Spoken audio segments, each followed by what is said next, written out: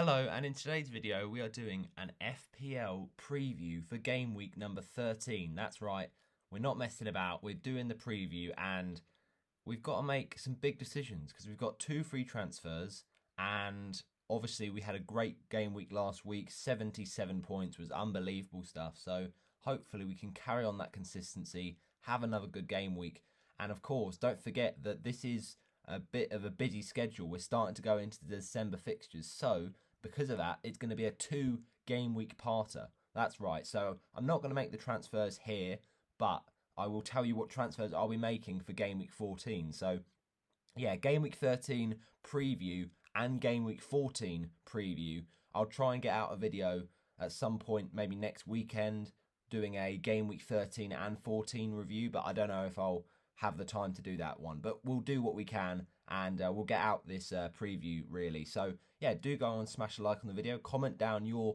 transfer moves in the next couple of days, and let's see what the trend is. Now, talking of the trend, as you can see here, game week 12 status, you can see that recently a lot of people have been making moves. Fair enough, so many transfers, it's unbelievable, but most transferred in Conor Gallagher, most captained Mo Salah, and it was an interesting Kings of the Game week. You had Dennis, King, Benteke, Mane. They were all doing well, to be fair to them. But game week 13 is coming about, 11 o'clock deadline, and is the Pookie party back on? That is the question. We will have a little find out. But a lot of people selling Antonio, which I'm surprised by, because if he hasn't been sold by now, you just keep him for the nice run of fixtures, I'd imagine, later on in the next few weeks. But, you know, each their own. Chilwell was getting sold because of his unfortunate injury. And it's unfortunate for Watford that the likes of Nicholas Nkulu and Ismail Assar are not going to be fit for the game this week. But it's good to see Rafinha is back. And there it is, the Cycling GK Super League. You love to see it. I don't think Ben Foster's done much FPL content recently, but we don't care about that. We care about not the Cycling GK, instead the FPL Yellow Army Super League and the FPL Yellow Army team that goes by the name of Backman and Robin. So let's have a look at my transfers. So let's start off by saying that if you want to join the FPL Yellow Army Mini League, it is not too late. You can join it with the code, I think it's on my Roberto_the_pro Instagram on one of my FPL stories. I think it's 4SSRUP. If that's not right, then do check it on that Instagram. But yeah, do feel free to join in, and I will be telling you on my Instagram soon who the November Manager of the Month has been. But obviously we've still got a couple of games to finish off in November. But yeah, do go and join that, and also do go and join my YouTube if you haven't already subscribed. I've got Roberto the Hornet on YouTube, and of course do subscribe to this one, FPL Yellow Army. So let's get into it then, shall we? No messing about. We start off in goal, Newcastle at home for Aaron Ramsdale. I'm loving that fixture for my goalkeeper because look, Newcastle haven't been scoring goals. Eddie Howe, alright, he might not be back in time actually to once again manage, but Jason Tindall has got them fairly organised. It's just, I don't think Callum Wilson is the biggest problem for Arsenal to worry about. I think it's more about if Arsenal concede, it'll be because their defence just spontaneously combusts. I just don't think that their defence has been that bad recently, and I think unless they play out from the back and cause their own problems, Ramsdale won't have a lot to do.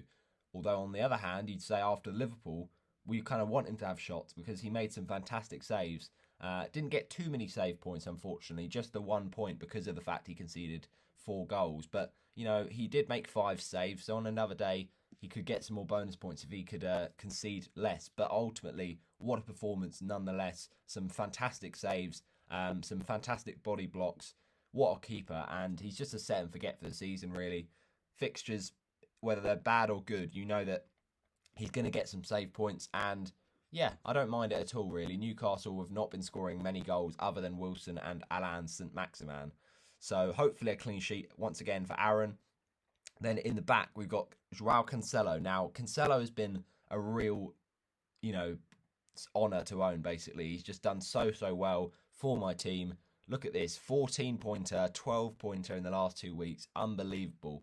And if you don't have him right now, then you will regret it because his creativity from defence is unbelievable. He's basically not a defender at this point. That outside of the foot pass for the goal from Sterling was actually outrageous. So, yeah, he's so good. And look, the fixtures do not go much worse from this point onwards. So, he's certainly one to keep an eye on. Vice captain this week, though, is Trent Alexander-Arnold. Because of the fixture, I feel like West Ham probably got more chance of scoring.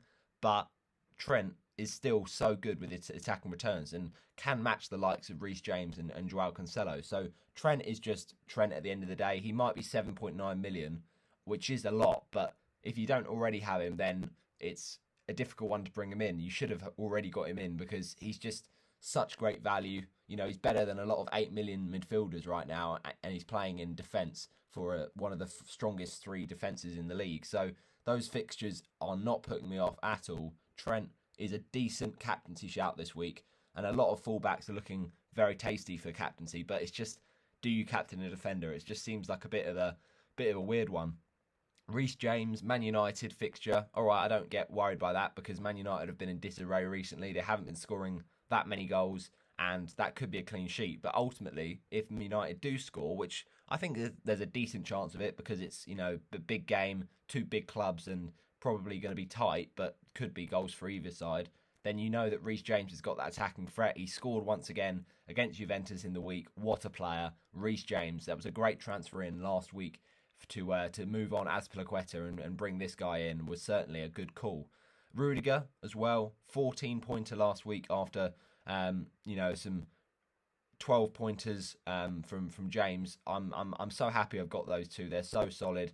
I admit it was a mistake to bench Rudiger last week, but I just wanted to back Ramsdale and I wanted to back Livramento, so that's why I did bench Foster against Man United and Rudiger against Leicester, and it was a tough fixture, but look, Man United, it's even a tough fixture, is it really? I don't know. I just think from now on, if you've got double up Chelsea, just play them every week because the chance of them getting a clean sheet is quite high, and actually Rudiger's got a bit more goal threat as we've seen in the last few weeks, so that's really good to see.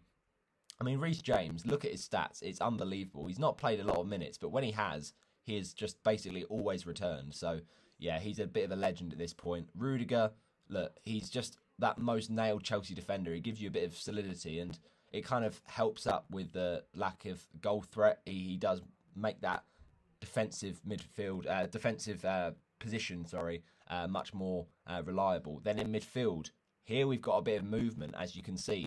Now, Mohamed Salah, he's got to be captain for me this week again, just because Southampton are a team that on their day could concede. I know they've been quite good recently, but Livramento will have a bit of a nightmare, I think, that game because Salah's just gonna rip him ragged, I think. Look, ultimately, they could have Walker-Peters on the left, so then maybe it's Salah up against Walker-Peters and Mane up against Livramento. I'm not quite sure which way round, but ultimately Salah, he has done well against the Saints before. Scored an absolute beauty past Fraser Forster a few seasons back on 17-18 season.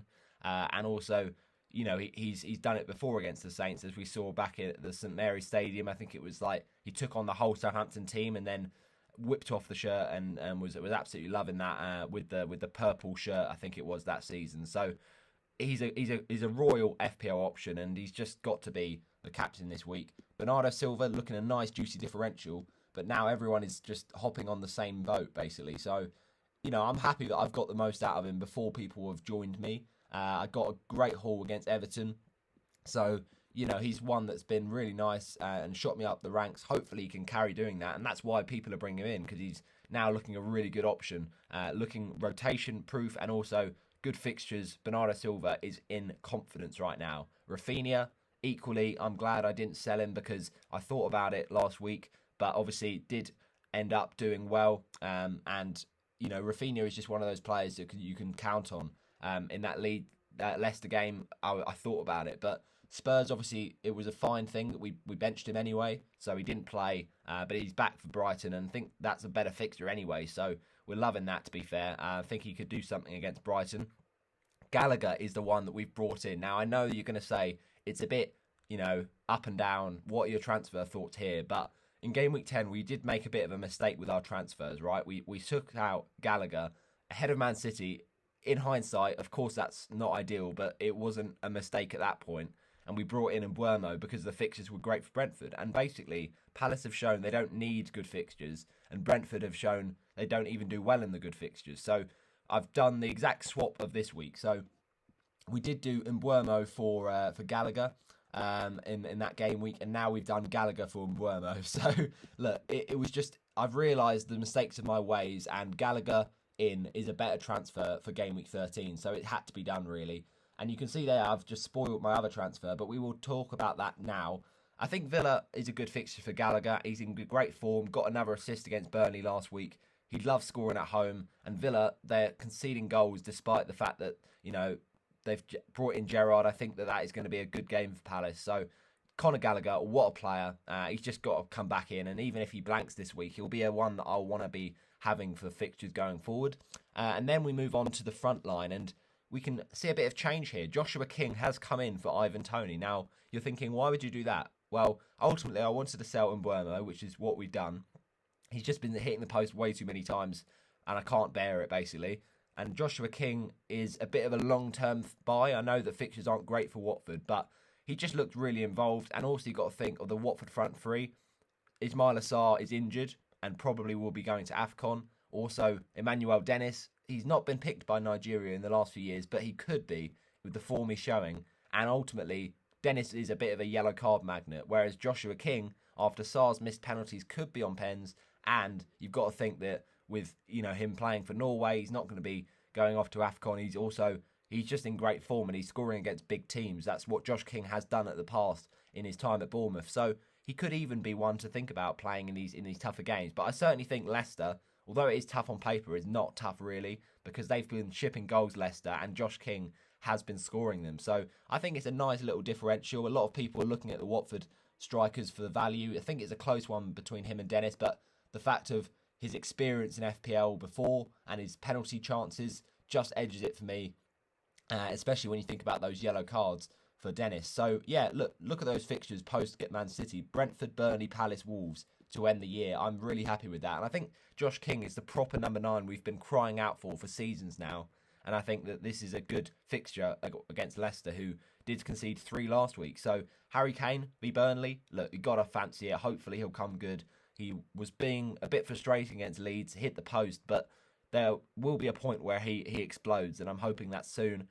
Burnley have been conceding a lot of goals, to be fair, and they've been giving a lot of chances away. So Harry Kane, Burnley, come on. This is your time to shine.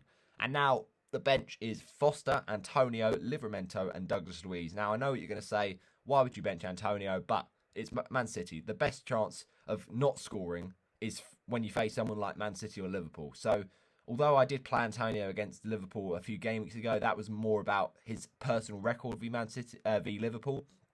And I should have really played that game week. I think I had Bernardo Silva on the bench.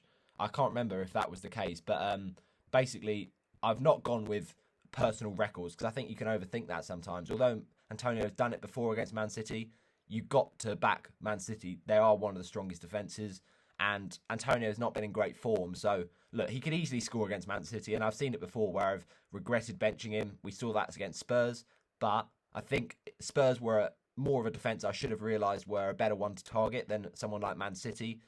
They'll probably get an injury to, Ruben Diaz, and then it'll be an easy one for Antonio to score. But ultimately, this week I'm not fancying it, and I'll certainly play him next week against Brighton. Livramento, Liverpool, tough game. We're not going to play him for that. And Douglas Luiz is bench fodder at 4.5 million on the bench.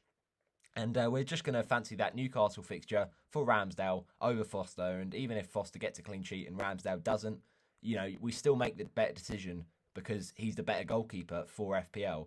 Foster is an absolute steal, though, at 4.1 million for a playing goalie. You've got to feel bad, though, at this point for Backman. He really is not getting a look in. So let's move on to what I'm showing you for my Game Week 14 team. We're just going to a little bit of live FPL, and then we will show exactly what it will be looking like. So, just don't worry about seeing my FPL ID, because that doesn't mean you hack into my team. It just shows my team. It doesn't actually show my FPL login, so that's not a problem. But looking at my team this week, right, it's decent. obviously from last week we had a decent overall rank. It says 490,163, which is actually not correct. It's 490,094, but anyway, we will move on from that. If we do a little bit of the transfer planner and have a little look at that, we can see if we just log into here. Oh dear. All right, no worries. We will talk you through what I'm doing basically for Game Week 14. So the plans are, right, we've got 2 free transfers previous to this week, so we've used those on King and Gallagher, and we've sold, obviously, in that run, Tony. I know that Tony is, scoring a goal last week, but I just think Brentford they're not worth investing in anymore, and the double up was too much, so I had to sell one of them, and I wasn't going to get anyone that was less than 5.6 in Burmo, so I needed to make 2 transfers. And King is one of those ones. I'll play Antonio next week, probably bench King against Chelsea, but King has done it for Bournemouth against Chelsea before, so it could be either of them, right?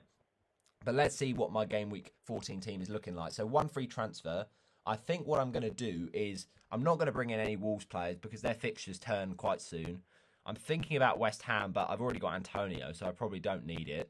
Let's look ahead to Game Week 15 because then we can see where the fixtures are, once to target. Now, Ronaldo is someone I'm thinking about, right? But I don't think we should start thinking about him till Game Week 15. So I'll wait till then. And Spurs have got nice fixtures. That's fine. We've got Harry Kane. Now, Smith Rowe is someone I'm thinking about because that Everton defence is pretty poor. But I've just brought in Gallagher, so I don't think there's worth going a sideways move to that. So ultimately, right, there's a few options. Man City, will I keep Bernardo Silva by Game Week 15 for that Watford fixture? I don't know if I'll have the budget to do that. But you've got to think about some Newcastle players, right? Because Leicester are quite conceding goals, and then they also face Burnley before that. Burnley, though, you argue, have also got good fixtures. It's just that Burnley play West Ham, and I'm not sure if that's one worth investing in. So I ultimately think, right, some of the fixtures here, they do favour either one of Burnley or Tottenham, and we've got we've got Tottenham. So I'll think about Maxwell Cornet, basically, for game week number 14. It's not the best of fixtures, Wolves, but I think there could be something there for him. So if we brought in Cornet for, say, someone like... Oh, actually, no. Now I've thought about it, I've just brought in Gallagher, so I can't really do that. So I might even roll the transfer game week 14. There's not going to be a lot that goes on. But if I do make a transfer, it's not going to be selling Livramento. It's not going to be selling Douglas Luiz. It's most likely actually going to be keeping Rafinha until game week 16 because his fixtures are quite good. Game week 15, actually, but I'll sell in 16. But Bernardo Silva's literally, there's no one else that I can get rid of at this point. My defence is still so solid. So I'll probably be selling Bernardo Silva, but I don't know who I'll bring in. I'll kind of decide on my own in Game Week 14, and I'll show you my review anyway for Game Week 14 at some point. So, yeah, that's my team lined up. Obviously, I'll probably play Antonio, and then I'll play Livramento. I think he's got quite a good fixture. Leicester, it's not the best of ones, to be fair, but I'll probably bench King. I just think he could even do it against Chelsea. So there's good options there. No, set structure that we have to stick to. I just think there's plenty of options. So, yeah, thanks for watching my FPL preview for Game Week 13 and 14. As I mentioned, a transfer is not a priority for Game Week 14. Obviously, I'll probably make it on Monday in between the game weeks, but I'll just kind of react to what's happened in Game Week 13, and then I'll have a bit more to decide on about who's good options. And I could get an injury, so that could make my decision-making much more clear. So, thanks for watching, and as I said, comment your transfers in Game Week 13, and I'll see you in my review of 13 and 14, or if not, it will be a preview for 15 next weekend. Thanks for watching, bye-bye.